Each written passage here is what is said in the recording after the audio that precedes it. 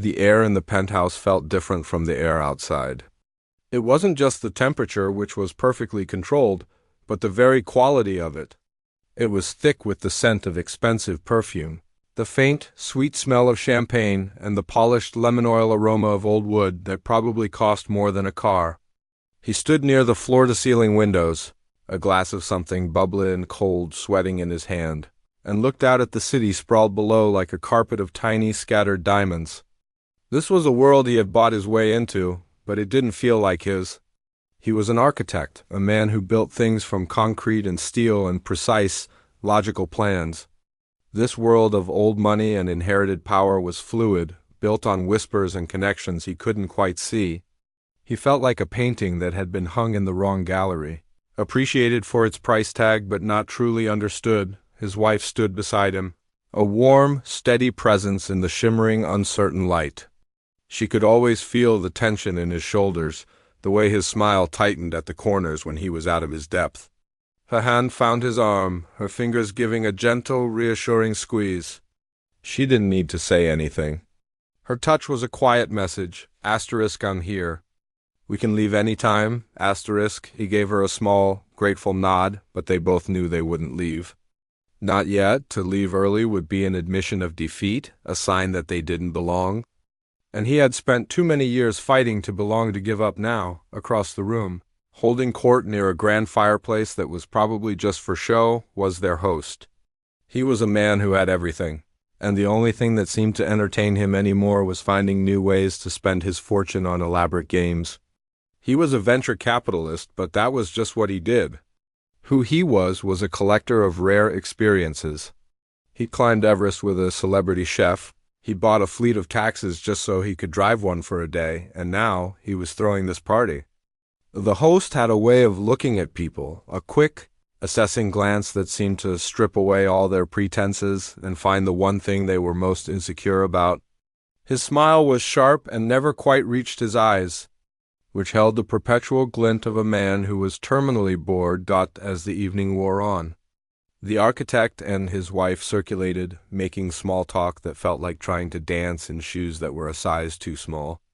They talked about market trends and art auctions and vacation homes, topics the architect could follow but could never truly feel passionate about. He was a man who found beauty in the stress lines of a bridge truss, not in the brushstrokes of a Monet. Eventually, as if drawn by an invisible current, they found themselves in the host's orbit. The host's eyes landed on them, and a flicker of something that looked like interest crossed his face. He dismissed the couple he was talking to with a charming but firm nod and turned his full attention to them. "Ah, the builder," the host said, his voice a smooth, low baritone that carried easily over the murmur of the crowd. "I was just admiring the view. You'd appreciate the structural integrity of this building, I imagine. It's one of the few originals left on this street." It was a classic move, a small compliment designed to put the architect at ease while also reminding him that he was a guest in the host's world. The architect nodded, offering a practiced response about the building's Art Deco design. His wife's hand on his arm tightened, just a little. She knew this man, knew the kind of sport he made of people. The conversation flowed, or rather the host steered it with expert precision. He asked about the architect's latest project, a new museum downtown, listening with an intensity that felt more like an interrogation than a conversation. Then, as if by chance, he glanced toward a dark corner of the massive room. "And you," the host said, his gaze shifting to the architect's wife. "I believe you told my wife at that dreadful gallery opening last month that your husband had another talent, something quite extraordinary." The architect felt a cold knot form in his stomach. He knew what was coming. He had told her years ago in a moment of vulnerability about the life he had left behind. He had trusted her with his deepest secret, his greatest failure. His wife tried to deflect, her voice light. "Oh, that was just silly talk. He's being modest." But the host was like a shark that had smelled blood in the water. He leaned in, his voice dropping to a conspiratorial whisper that was still loud enough for the small group gathering around them to hear. "Nonsense. She said you were a prodigy?" "A pianist." The word hung in the air between them, heavy and alien. The architect hadn't heard it spoken aloud in decades. He could feel the eyes of the other guests on him, their curiosity a physical weight. He was no longer just the builder. He was a curiosity, a puzzle to be solved. The host gestured grandly toward the corner he had been looking at. There, under a single dramatic spotlight, sat a piano. It wasn't just any piano. It was a magnificent, gleaming black Steinway, its polished surface reflecting the lights of the city like a dark mirror. It looked less like an instrument and more like a monument, a sacred object that was not to be touched. "They say that particular instrument has a soul," the host mused, his eyes never leaving the architect's face. "They say it can tell if the person playing it has a story to tell." The knot in the architect's stomach tightened into a cold, hard stone. He could feel the old panic rising, the ghost of a boy with trembling fingers and a father's disappointed eyes burning in his memory. He wanted to run. He wanted to grab his wife's hand and walk out of the gilded cage and never look back. He looked at her, and in her eyes he saw a silent, desperate plea. Say no. Let's go home. But he couldn't. The host was still talking, his voice weaving a web around them. A web of money and pride and public expectation. "Tell you what," the host said, a slow, predatory smile spreading across his face. He raised his voice so that more of the party guests turned to listen. "I propose a little entertainment." A dare. The room grew quieter, the chatter dying down as people sensed a spectacle in the making. "You," he said, pointing a finger at the architect, "sit at that piano. If you can play a piece of my choosing to my satisfaction, I will write you a check for $10 million. A collective gasp went through the room. $10 million. It was an absurd, life-changing amount of money. But the host wasn't finished. "However," he continued, his smile widening, "if you fail, if you refuse, or if your performance is uninspired, you will donate $1 million to my charity foundation. A simple wager. What do you say?" The room was silent now, all eyes on him. He could feel their anticipation, their hunger for drama. He was no longer a person. He was an event. His mind raced. $10 million could secure his family's future for generations. But $1 million would be a devastating blow. And it wasn't even about the money, not really. It was about the shame. The shame of failing publicly, of confirming that the best part of him had died a long time ago. He looked at his wife again, and he saw the fear in her eyes. But he also saw something else, pity, and in that moment something inside him broke. He couldn't stand her pity. He couldn't stand the pity of these strangers. He looked away from her, away from the host's smug face, and fixed his gaze on the black, gleaming piano in the corner. He took a deep breath, the air in the room feeling thick and heavy in his lungs. He squared his shoulders, the architect in him taking over, assessing the structure of the challenge before him. And then he spoke, his own voice sounding foreign and distant to his ears. "I accept." A week later, the check was still there. It sat on the polished surface of his desk in the corner of his sleek, minimalist office, a stark white rectangle in a world of gray and steel and glass. It was an absurd thing, a piece of paper that represented a life he could have. A life of even more luxury, even more security. But every time he looked at it, it felt like a relic from another man's life, a trophy from a war he no longer wanted to fight. The numbers on it, 10 followed by 6 zeros, seemed to mock him. They were just numbers, ink on a page. They couldn't buy back the 20 years he had lost, nor could they erase the profound, soul-shaking moment of silence that had followed his music. His office was a testament to the man he had built himself to be. Floor-to-ceiling windows offered a commanding view of the city skyline, a skyline he had helped shape. Models of his creation's glass towers, museums with impossible angles, bridges that defied gravity lined a shelf like a row of obedient children. Awards and plaques hung on the walls, each one a symbol of his success, his escape from the world of music and failure. But now they all felt hollow. These weren't buildings anymore. They were tombstones, marking the death of the boy who used to play the piano. He had spent his life building structures to keep the world out, only to realize he had locked himself in. He hadn't cashed the check. He hadn't even moved it. It just sat there, gathering dust motes that danced in the afternoon sun. His wife would come to the office sometimes, bringing him a coffee or just sitting with him in the quiet. She never asked about the check. She understood what it represented without him having to say a word. She would look at it, then at him, and a small, sad smile would touch her lips. She had seen the change in him.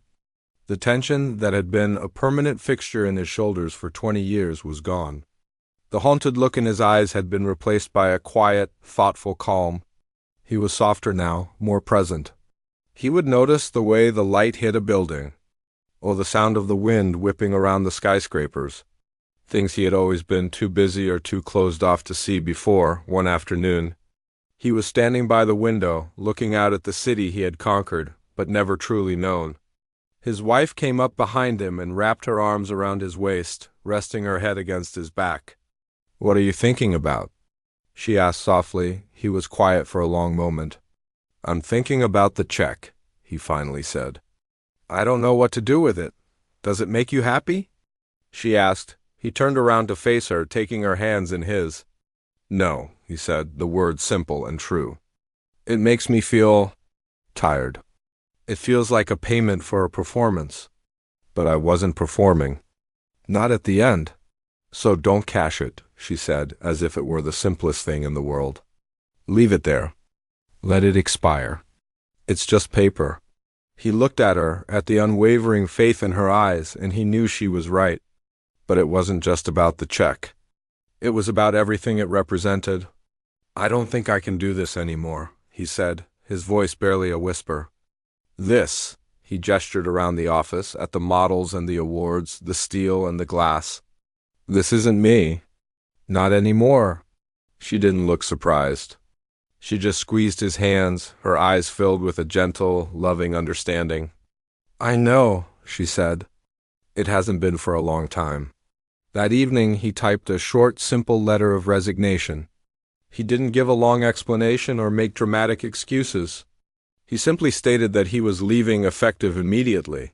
He printed it out, signed it, and left it on the chair behind his desk, a clean, final break.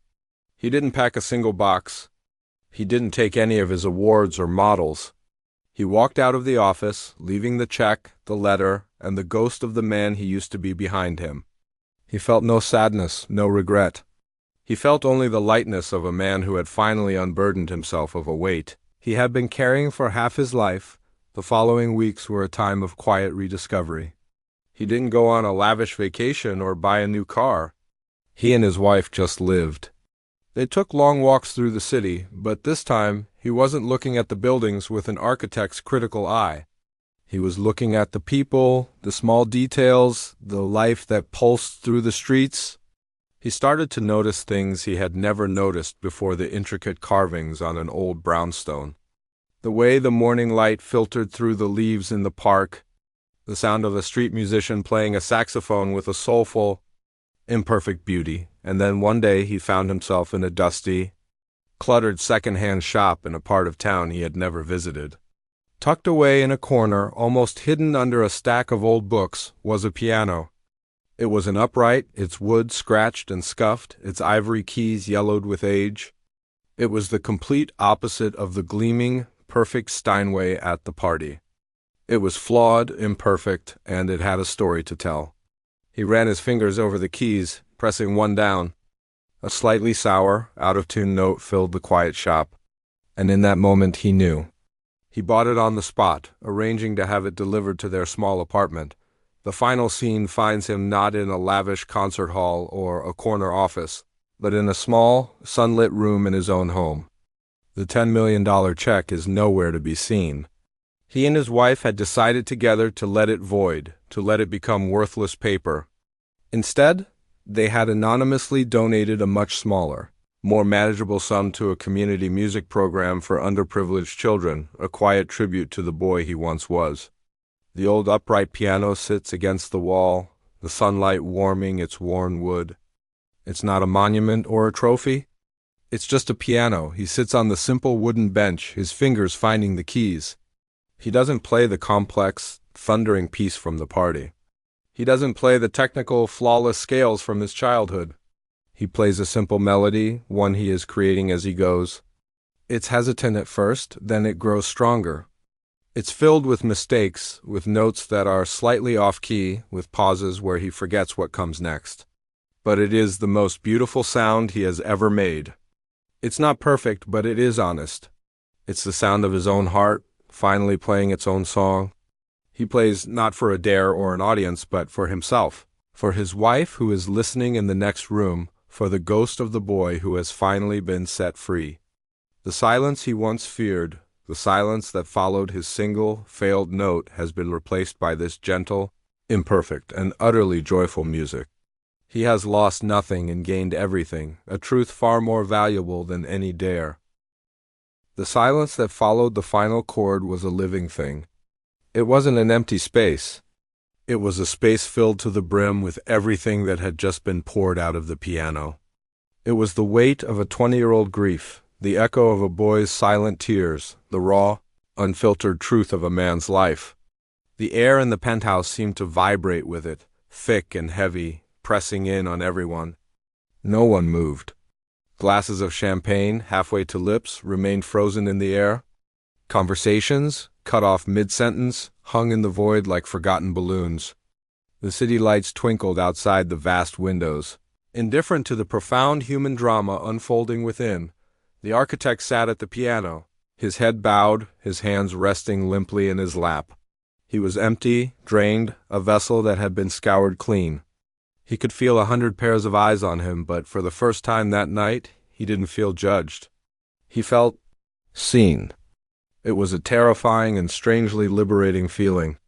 He had shown them his deepest scars, and in the face of that raw honesty, their curiosity and schadenfreude had melted away, replaced by something he couldn't name, something that felt a lot like reverence.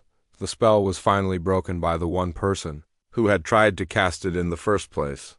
The host, the man who had orchestrated this entire spectacle, began to walk toward the piano. His steps were slow, deliberate, and the crowd parted for him without a sound. As he drew closer, the architect could see that his face had changed. The smug, predatory smile was gone. The amused, bored glint in his eyes had been extinguished. In its place was a look of profound confusion, as if a man who thought he understood the rules of the world had just witnessed something that broke every single one of them. He stopped a few feet from the piano, his gaze fixed not on the architect, but on the instrument itself, as if it were the source of this unexpected power. Then his eyes moved to the man who had tamed it. He looked at him for a long time, his expression a complex mixture of emotions, annoyance at having his game appended, a grudging respect for the performance, and a flicker of something else, something that looked almost like envy. He was a man who collected experiences, but he had never owned one like this. "I asked for a performance," the host said, his voice unusually quiet, yet it carried clearly in the silent room. It was devoid of its usual smooth, mocking tone. "You gave me an autopsy." The words were sharp, cutting, but they weren't an insult. They were an acknowledgement. He understood. He understood that the architect hadn't just played a piece of music. He had dissected his own soul on that stage, laying it bare for all to see. The architect slowly lifted his head. He was exhausted, his body aching with a fatigue that went bone deep, but his eyes were clear. He met the host's gaze without flinching. He was no longer the cornered guest, the frightened boy. He was just a man who had faced his past and survived. "Sometimes they're the same thing," he replied, his voice a hoarse whisper, but steady, a slow, almost imperceptible nod from the host. It was a concession. He had been outplayed, not on the terms he had set, but on a level he hadn't even known existed. He reached into the inner pocket of his jacket and pulled out a checkbook and a pen. The scratch of the pen on the paper was the only sound in the room. He tore the check from the book and held it out.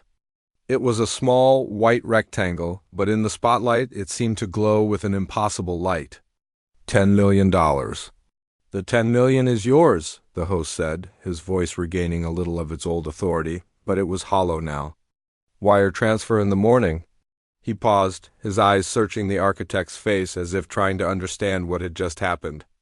Then he added, his voice dropping to a near inaudible murmur, "But I suspect you've already been paid."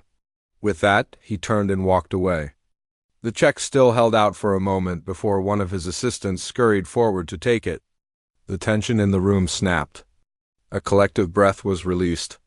Someone in the back started to clap. It was a single, hesitant sound at first, then another joined, and another. Soon, the room was filled with applause. But it wasn't the polite, obligatory clapping from before. It was deeper, richer, filled with a genuine respect that was as much for the man's courage as for his music. It was an acknowledgement that they had witnessed something rare and real. Through the softening applause, he saw her. His wife was moving toward him, pushing through the dispersing crowd, her eyes fixed on him with an intensity that made his heart ache. She reached his side and didn't say a word. She simply knelt beside the piano bench, her hand finding his. Her touch was warm, real, and grounding. It pulled him back from the precipice he had been standing on.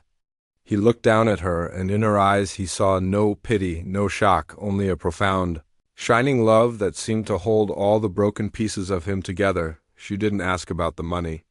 She didn't say, "I told you so," or "Are you okay?"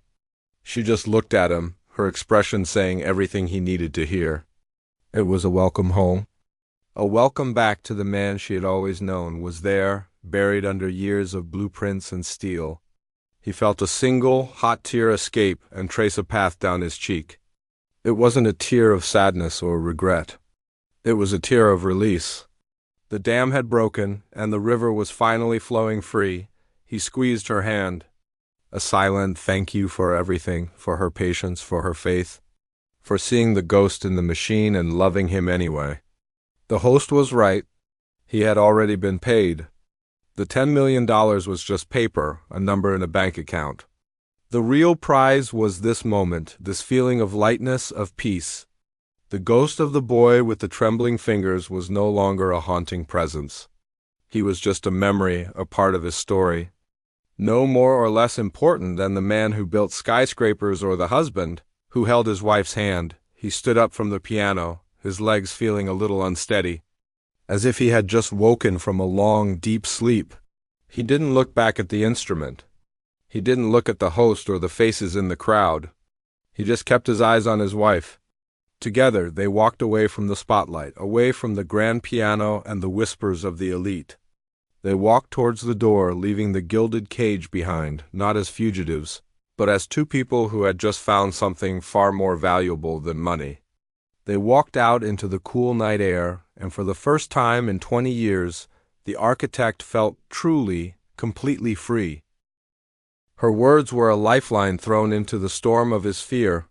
They didn't calm the waves, but they gave him something to hold on to. He took a deep, shuddering breath, the cold air filling his lungs and clearing his head just enough. He looked at his wife, at the unwavering belief in her eyes, and he knew he couldn't back down. Not because of the money, not because of pride, but because she saw the boy in him, the one who needed to be saved. And the only way to save him was to let him walk into the fire. He straightened up, pushing himself away from the cold stone of the railing. "I have to go back in," he said, his voice still rough but now with a thread of steel running through it. She simply nodded, her hand finding his and giving it one last firm squeeze. She didn't try to talk him out of it again. She knew this was a journey he had to take alone. When he stepped back through the heavy curtain, the atmosphere in the room had changed. The low hum of conversation had died down, replaced by a tense electric silence. All eyes were on him. It was as if the entire party had been holding its breath, waiting for him to return. The crowd parted for him as he walked, creating a clear path from the edge of the room to the spotlight in the corner. It felt like the longest walk of his life. Each step was heavy, his polished shoes sinking into the thick carpet as if he were walking through sand. He could feel the weight of their stares, a mixture of curiosity, pity, and greedy anticipation. They were waiting for a show, a car crash in slow motion they could talk about for weeks. The host was waiting by the piano, a self-satisfied smile playing on his lips. He held up a sheaf of papers, the sheet music looking flimsy and insignificant in his hand. "Ah, the performer returns," he announced, his voice echoing slightly in the quiet room. "I was beginning to think you'd taken the more sensible option and climbed down the fire escape." A few people in the crowd chuckled, a nervous, brittle sound. The host handed him the music. "A little something modern. All technique, no soul. Perfect for a machine." The architect took the pages without looking at them. He could feel the glossy paper under his fingers, but his focus was entirely on the instrument in front of him. It was a monster.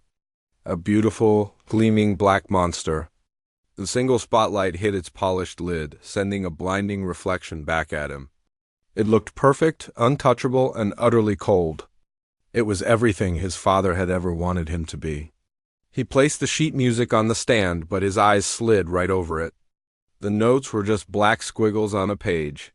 A language he had once known fluently but now felt completely foreign. He sat down on the bench. It was smooth, hard, and unforgiving. The room was so quiet now he could hear the soft hum of the city outside and the frantic, thumping beat of his own heart. He lifted his hands and let them hover over the keys, his fingers trembling slightly. They felt alien, disconnected from his brain. He closed his eyes, shutting out the room, the host, the expectant faces. He tried to find the music in his head, the scales, the arpeggios, the muscle memory he had relied on for 1,000 hours of practice. But there was nothing. Just a vast, empty silence, a wave of panic, colder and more powerful than before, washed over him. This was it. The moment of truth. He was a fraud. He had accepted the dare on a ghost of a memory, and now that ghost had abandoned him. He could feel the sweat beading on his forehead. He was going to fail. He was going to sit here in front of all these people, his fingers frozen, a complete and utter failure. The silence in the room stretched, becoming thicker, more uncomfortable. People started to shift in their seats. He could hear a soft cough from the back, and then something shifted inside him.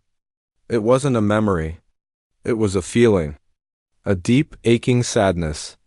He thought of his mother, not his father. He thought of the way she would hum to him when he was sick, a simple, off-key melody that had nothing to do with perfection and everything to do with love. It was a lullaby she had made up, a tune that existed nowhere else but in her heart and in his memory. Without thinking, his fingers found the keys. They didn't play the complex, brutal piece the host had chosen. They played the lullaby. The first few notes were hesitant, like a question asked in the dark. But then they grew stronger, more confident. It was a simple melody, filled with a poignant, heartbreaking beauty. It was the sound of childhood, of safety, of a love that asked for nothing in return. The room was completely still. No one was expecting this. They had come for a technical display, a high-stakes game, and instead they were getting a glimpse into someone's soul. He played the lullaby for a full minute. His eyes still closed, letting the simple, pure notes fill the cavernous room. And then, as the last note of the melody faded, he began to transition. It was seamless, like a river flowing into the sea. He took a fragment of the lullaby, a simple turn of phrase, and wove it into the opening bars of the host's composition. But he didn't play it the way it was written. He didn't play it with cold, clinical precision. He took the piece, that soulless collection of technical demands, and he infused it with the sorrow from the lullaby. The thunderous, crashing chords were no longer just loud. They were roars of long-suppressed anger and frustration. The lightning-fast, intricate passages were no longer just a display of skill. They were the sound of a panicked heart, a mind racing with regret. He played the quiet, delicate sections with a tenderness that was almost unbearable, each note a single, perfect tear. He was not just playing notes. He was confessing. He was telling the story of the boy who was trapped by his own talent, the man who had run from his past, the ghost who had finally come home to face his demons. He was playing his entire life story for these strangers. And it was the most honest thing he had ever done. The music built to a crescendo, a storm of sound and emotion that seemed to shake the very foundations of the penthouse. And then, as suddenly as it had begun, it stopped. He struck a final, resonant chord that was so full of pain and release that it seemed to hang in the air, vibrating with a life of its own. He lifted his hands from the keys and let them fall into his lap. the chord faded into absolute profound silence. It was not the silence of disappointment or boredom. It was the silence of awe. No one clapped. No one spoke. No one even seemed to breathe. The entire room was frozen, held captive by a raw, unexpected truth that had just been poured out of a piano. The architect sat with his head bowed, his chest heaving, completely spent. He had not just performed a piece of music. He had bared his soul. And in that moment, the room was not just silenced. It was changed forever. The moment the words left his lips, a strange calm washed over him, followed quickly by a wave of nausea so intense he had to grip the back of a nearby chair to steady himself. The room erupted in a buzz of excited chatter, the sound of 100 voices, all speculating, all judging. He could feel the host's triumphant gaze on him, a predator admiring its prey. He needed air. He needed to escape the weight of all those eyes, all that expectation. Mumbling something to his wife, he turned and walked, not with the calm confidence of an architect who had just accepted a $10 million challenge, but like a man fleeing a fire. He pushed through a heavy velvet curtain and found himself on a wide, stone balcony. The night air was cold, a sharp contrast to the stuffy, perfumed heat of the penthouse. It was a relief, like a splash of water on his face. He leaned against the stone railing, the rough texture digging into his palms, and looked down at the city. Millions of lights blinked back at him, a sprawling, indifferent universe. Each light was a life, a story, a world of its own. Down there, nobody knew about a foolish dare or a forgotten talent. Down there, he was just a man, a builder, someone who made sense of the world with lines and angles. Up here, he was a ghost, and the piano was his haunted house. He closed his eyes, but the darkness only brought the past into sharper focus. It wasn't a memory that came to him, but a feeling. The feeling of being small, of his fingers not quite being big enough to stretch across the chords. The smell of lemon oil and his father's study, a room that always felt more like a workshop than a place of rest. His father wasn't a cruel man, not in the way people think of cruelty. He was a man who loved music, but he loved perfection more. For him, the piano wasn't an instrument of joy. It was a measuring stick. Every note was a test, every bar a judgment.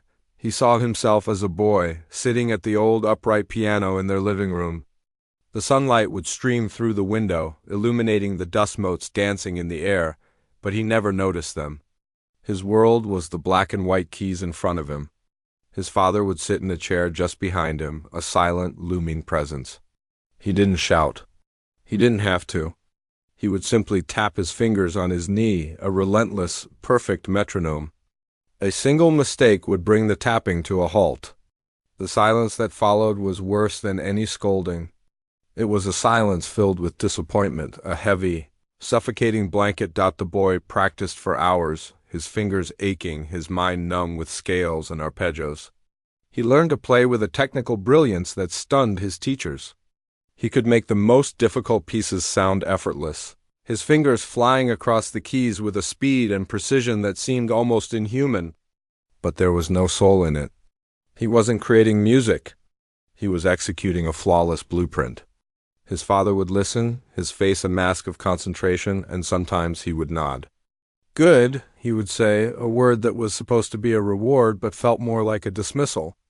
But your fifth finger was a fraction of a second late on the turn. The memory of the competition was the sharpest, the most painful. He was 15. It was a prestigious event, held in a grand hall with velvet seats and a ceiling that seemed to touch the sky. He was the favorite. Everyone said so. He walked onto the stage, his heart hammering against his ribs like a trapped bird. The lights were blinding, and the audience was a dark, faceless sea. He sat at the gleaming grand piano, the instrument feeling like an altar where he was about to be sacrificed. He took a deep breath and began to play. The piece was a whirlwind of emotion, a storm of sound that required everything he had. For the first few minutes, he was perfect. A machine. He could feel his father's eyes on him from the front row, feel the weight of all those years of practice, all those silent, disappointed silences. He was playing for him, not for himself. And then it happened. It wasn't a big, obvious mistake. It was a single, tiny note in a complex run. A note that was just a fraction off? To anyone else, it might have gone unnoticed. But to him, it was a scream of dissonance in a perfectly ordered world. It was the sound of his own imperfection. In that instant, everything stopped. The music in his head ground to a halt. His fingers froze for a microsecond, a lifetime of hesitation. He recovered, finishing the piece with a cold, mechanical precision that was even more impressive than before. But the spell was broken. The magic was gone. When he finished, there was a moment of stunned silence, followed by polite, pitying applause. They were applauding his recovery, not his music. He looked out into the crowd and found his father's face. It wasn't angry. It was worse. It was empty, hollowed out with a disappointment so deep it was like a physical blow.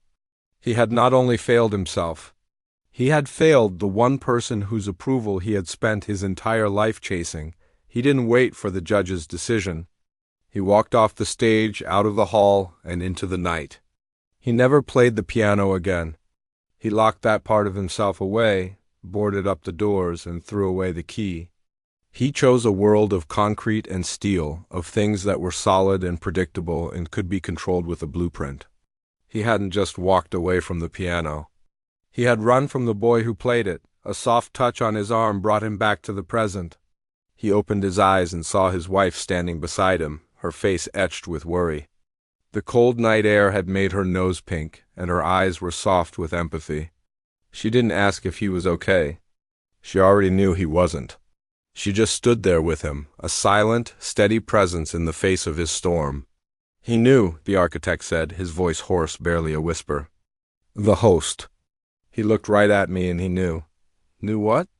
She asked gently. He knew about the boy, the one who failed. She reached up and cupped his face in her hands, her thumbs gently stroking his cheek. You didn't fail? She said, her voice firm with a love that had never wavered. You were just a boy. You were a boy who was carrying a weight that was never meant for him. He shook his head, pulling away slightly. You don't understand. I accepted that dare in there. And it wasn't for the money. He looked back at the city lights, seeing them now as a map of his own regrets. I'm not afraid of losing $1 million. He turned to face her, his eyes filled with a terror so raw and deep it made her heart ache. I'm afraid of sitting at that piano and finding out there's nothing left.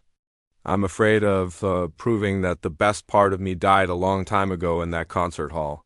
She looked at him, her expression softening with understanding. The worry in her eyes was replaced by a profound sadness, not for him, but with him. She saw the trap he had walked into, the one the host had so cleverly set.